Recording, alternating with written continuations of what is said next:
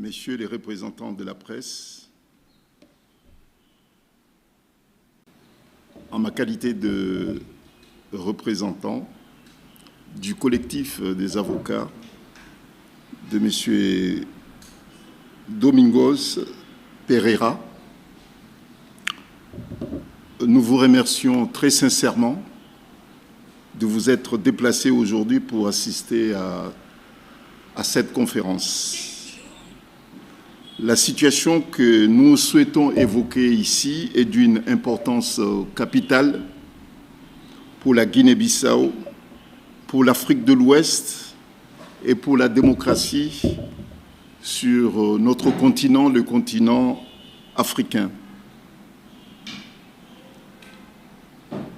Les graves événements qui ont secoué la République de Guinée-Bissau à la suite du premier tour de l'élection présidentielle devait être un moment qui aurait dû renforcer le fonctionnement démocratique de ce pays, mais qui s'est malheureusement transformé à une rupture manifeste de l'ordre constitutionnel et puis l'interruption volontaire et provoquée du processus électoral en cours.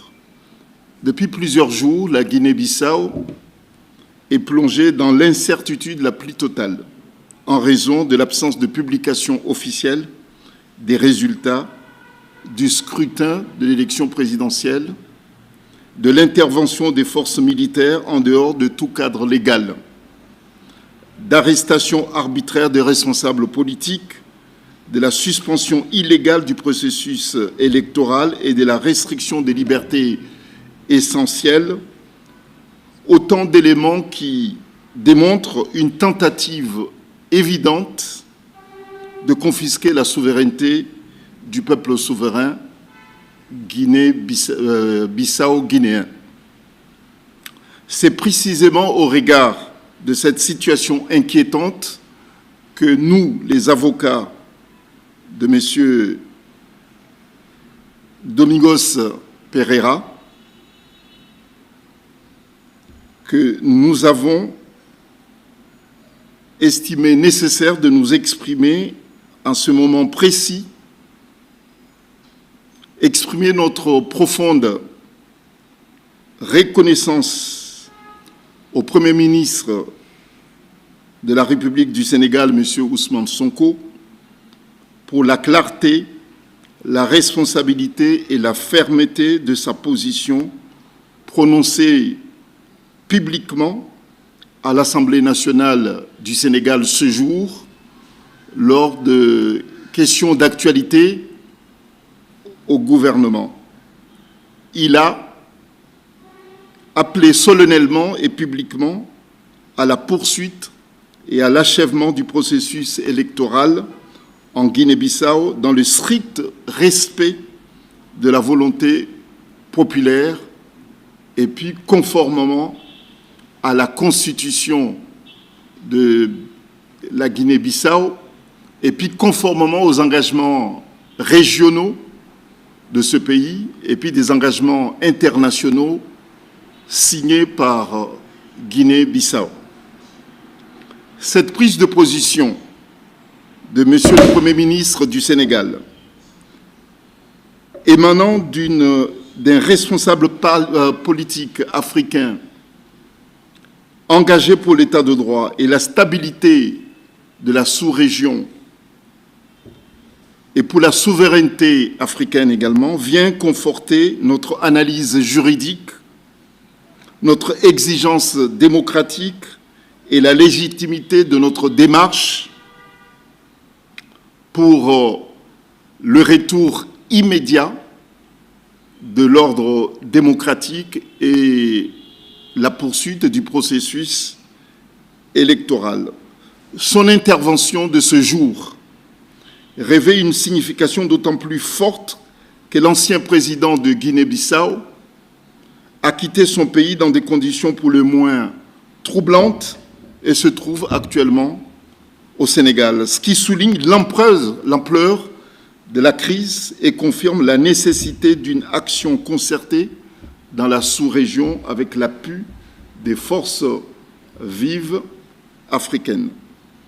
Au cœur de cette déstabilisation, deux hommes, nos clients, ont arbitrairement été privés de leur liberté. Il s'agit de Domingos Pereira, président du parti PAIGC, et M. Octave Lopez, cadre du même parti. Contrairement à ce qui circule dans certaines presses, malgré le démenti que nous avons formé, nos deux clients et les autres personnalités politiques, que je ne dirais pas emprisonnées, mais prises en otage, puisqu'il s'agit d'une prise en otage, n'ont pas été libérés. Ils n'ont pas été libérés, ils sont toujours entre les mains des forces militaires et dans des conditions arbitraires. Leur arrestation dépourvue de tout fondement juridique porte gravement atteinte à leurs droits civiques et politiques et altère également l'intégrité de la compétition électorale et remet en cause la possibilité même d'un scrutin libre, transparent et crédible. Nous exigeons donc leur liberté immédiate, totale et inconditionnelle, et nous tenons les autorités civiles et militaires pour intégralement responsables de leur sécurité psychologique, de leur sécurité physique et morale.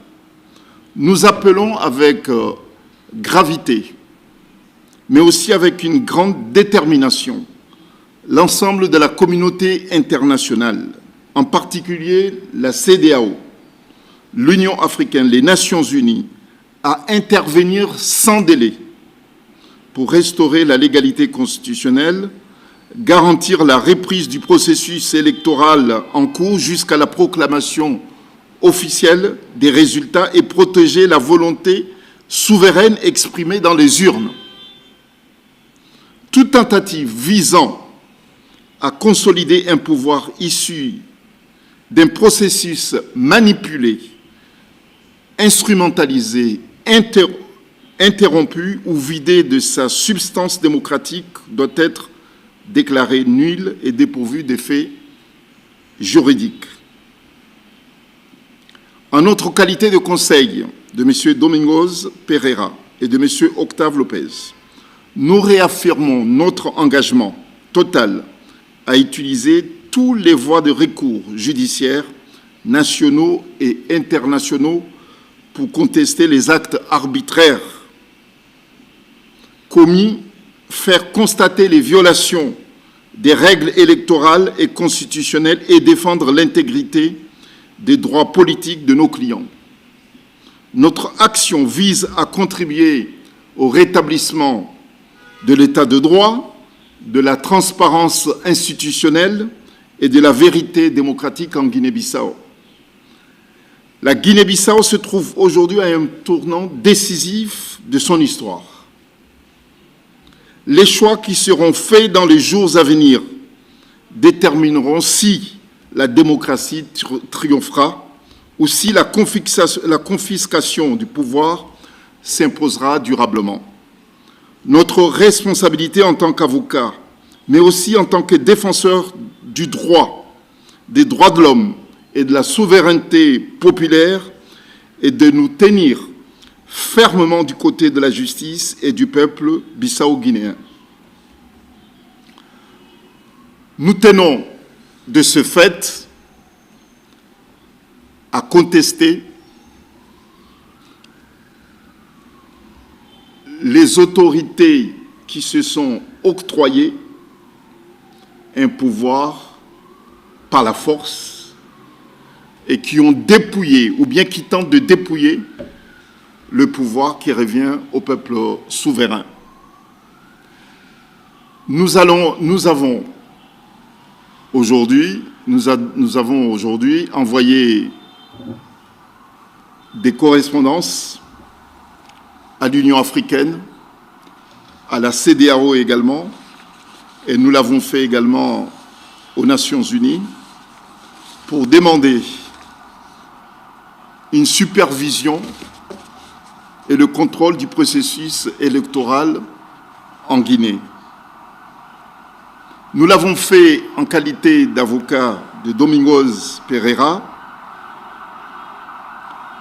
car il est important d'attirer l'attention sur la situation d'une gravité exceptionnelle qui prévaut actuellement en Guinée, consécutif au pseudo-coup d'État électoral intervenu à l'issue du premier tour de l'élection présidentielle. Nous demandons aux Nations Unies, à la CEDEAO, à l'Union africaine, d'user de leur autorité pour obtenir la libération immédiate, totale et sans condition des personnes détenues en otage arbitrairement, car cette détention arbitraire altère profondément la sincérité de la compétition démocratique en cours. Exiger également, nous leur avons demandé d'exiger la reprise immédiate et complète du processus électoral en cours, conformément à la Constitution, et superviser et contrôler l'ensemble des opérations électorales à venir afin de garantir la transparence, leur crédibilité et puis leur intégrité. Il est important que les organisations internationales, régionales, panafricaines assument pleinement leurs responsabilités pour empêcher que cette épidémie des régimes autoritaires, des régimes installés par la force, s'installe durablement en Afrique de l'Ouest, mais au-delà de l'Afrique de l'Ouest, sur l'ensemble du continent africain. La communauté internationale, la CEDEAO et l'Union africaine ne doivent privilégier aucune concession, ne doivent faire économie d'aucune initiative afin d'instaurer durablement l'ordre constitutionnel, l'ordre démocratique et le respect ferme, sans concession, de la volonté du peuple Bissau, Guinée-Bissau. C'est très, très, très important. Infléchir sur cette exigence démocratique, c'est donner raison, faire le lit sur l'ensemble du continent africain, les lits des putschistes. Ce temps est révolu. Nous osons espérer, mais en tout cas, nous allons, nous, à notre niveau, en qualité d'avocat, du principal parti de l'opposition, assumer pleinement nos responsabilités.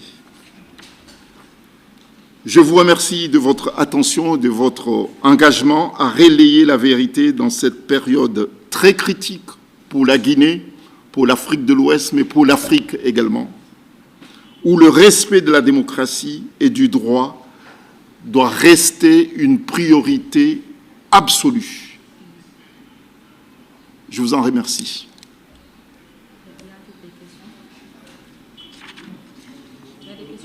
Oui, bien sûr. Oui. Qu'est-ce que vos clients, qu'est-ce qu'on les reproche? Puisque s'agissant du président sortant, il a bénéficié d'une sortie et il est actuellement au Sénégal. Est-ce que les familles de vos clients sont inquiétées? D'abord, avant de parler des familles de nos clients, c'est de parler de nos clients d'abord. Nos clients, on ne sait pas où ils se trouvent en réalité et dans quelles conditions non plus.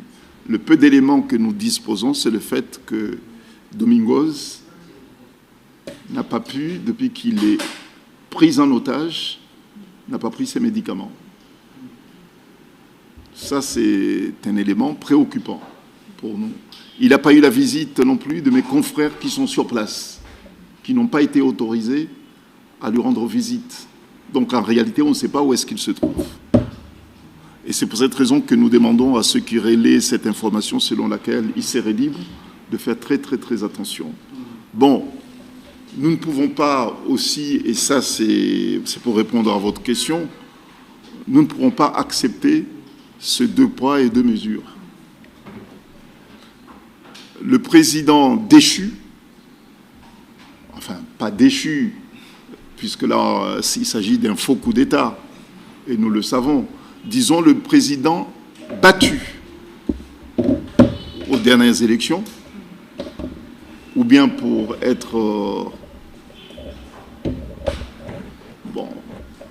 bon, disons le président sortant, voilà, pour être gentil, le président sortant a bénéficié d'un traitement de faveur. Certains expliquent cela par le fait qu'il était important qu'il quitte le pays pour permettre le pays de retrouver un minimum de sérénité afin de trouver une solution à cette crise à la fois politique et institutionnelle. Mais nous osons espérer que ceux qui ont œuvré et manœuvré à ce qu'ils soient exfiltrés fassent autant pour que nos clients soient libérés le plus vite possible également. En tout cas, nous leur avons saisi depuis hier soir et aujourd'hui également par correspondance que nous avons envoyée aux différentes instances internationales, celles mêmes qui sont gardiennes des valeurs démocratiques et puis de l'état de droit et puis qui sont aussi garants aussi du respect du processus électoral partout en Afrique, assument pleinement leurs responsabilités. En tout cas, ce qui vient de se passer en Guinée-Bissau est un défi pour les organisations internationales et puis pour les organisations sous-régionales et puis continent panafricaine également. Je veux parler de l'Union africaine. C'est maintenant ou jamais que ces organisations, ces instances internationales doivent montrer leur utilité et leur attachement ferme et absolu à l'ordre démocratique et puis leur attachement aussi au respect de l'expression populaire.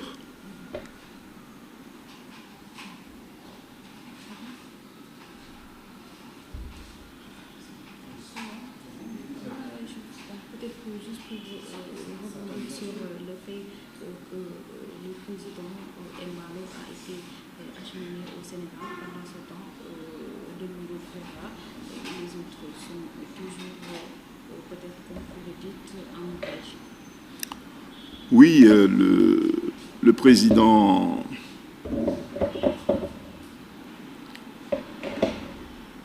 en exercice, effectivement, est au Sénégal.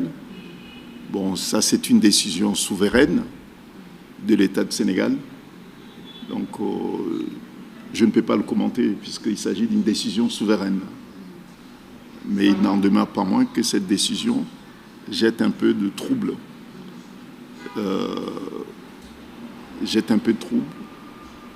Et ça se ressent. Puisque l'opinion africaine souhaiterait que ces dirigeants qui se croient tout permis puissent répondre de leurs actes. Le système d'impunité doit être condamné. Nous devons tourner la page à l'impunité. Et je comprends la frustration de ceux qui, depuis quelques années, ont subi, ont résisté et attendaient impatiemment cette élection pour tourner la page, leur frustration. Et ça, c'est ce qu'on appelle là, on n'est pas dans un... C'est pas de la théorie, mais là, on est dans un cas de figure concret où on se permet, par des bidouillages électoraux, par un coup d'État électoral, de porter atteinte gravement à l'expression des urnes. Nous devons nous mobiliser et empêcher à ce que cela ne se reproduise pas. Et c'est pour cette raison que je comprends les frustrations, les réactions, pas seulement ici au Sénégal, mais un peu partout. Il pouvait il pouvait aussi partir dans un autre pays africain. Il pouvait partir dans un autre pays africain.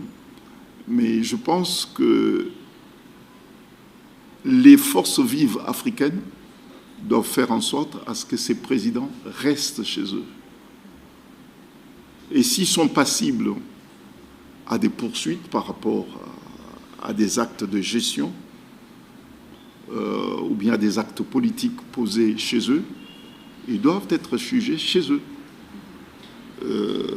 Ils doivent être jugés chez eux par leur peuple et répondre de leurs actes chez eux. Et je pense que cette réaction spontanée des forces vives africaines, elle est légitime, elle mérite d'être soutenue. En tout cas, je suis de ceux qui soutiennent cette hypothèse. Bon, quant à la décision, je l'ai dit tout à l'heure, la décision de l'État sénégalais, je ne suis pas là pour le commenter, c'est une décision souveraine. Mais par contre, je m'inscris, je souscris à cette préoccupation exprimée par les forces vives africaines de vouloir que les dirigeants de n'importe quel pays ne puissent pas bénéficier facilement des solutions pour échapper à la justice de son pays. On l'a vu récemment à Madagascar, ça fait même pas un mois, je pense. En tout cas, c'était au mois d'octobre, hein, à Madagascar. Là, on est au mois de novembre, ça se passe en Afrique de l'Ouest, en Guinée. Non, moi, je pense que ces systèmes d'exfiltration des dirigeants qui sont contestés par leur population doivent prendre fin. Ils doivent rester chez eux, être jugés par la justice de leur pays.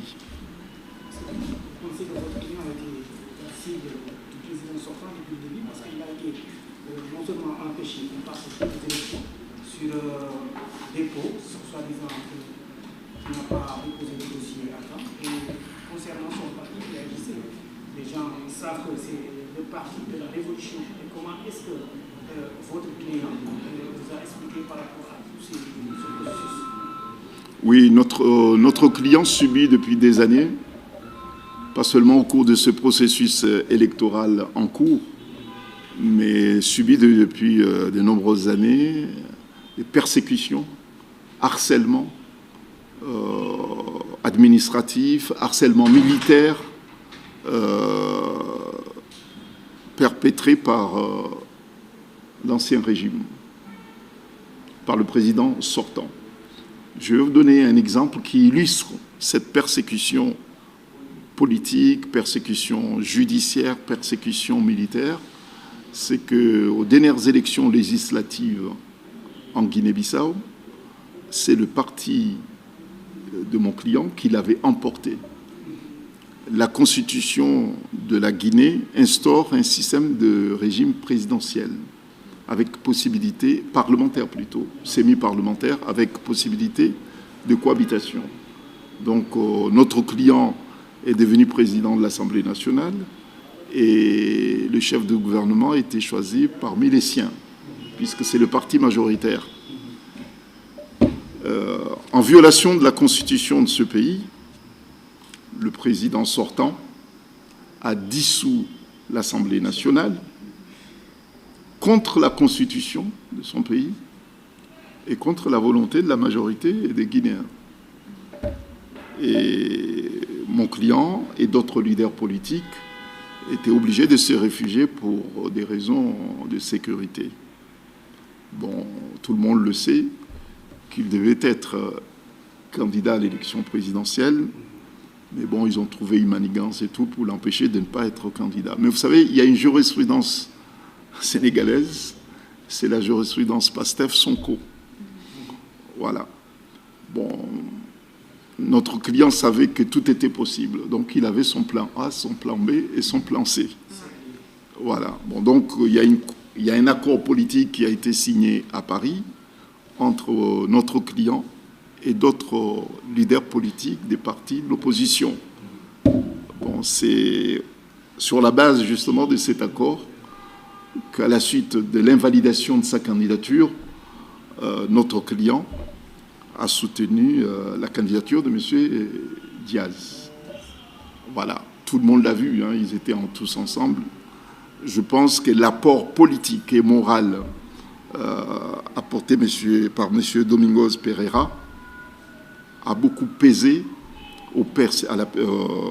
a beaucoup aidé le candidat de l'opposition à percer jusqu'à remporter les élections, parce que moi je l'ai dit librement et facilement, comme quoi c'est lui qui l'a remporté, puisque les procès-verbaux sont à la disposition. Donc il n'y a pas de souci, les observateurs nationaux et internationaux ont à leur disposition les procès-verbaux qui confirment l'élection de M. Diaz.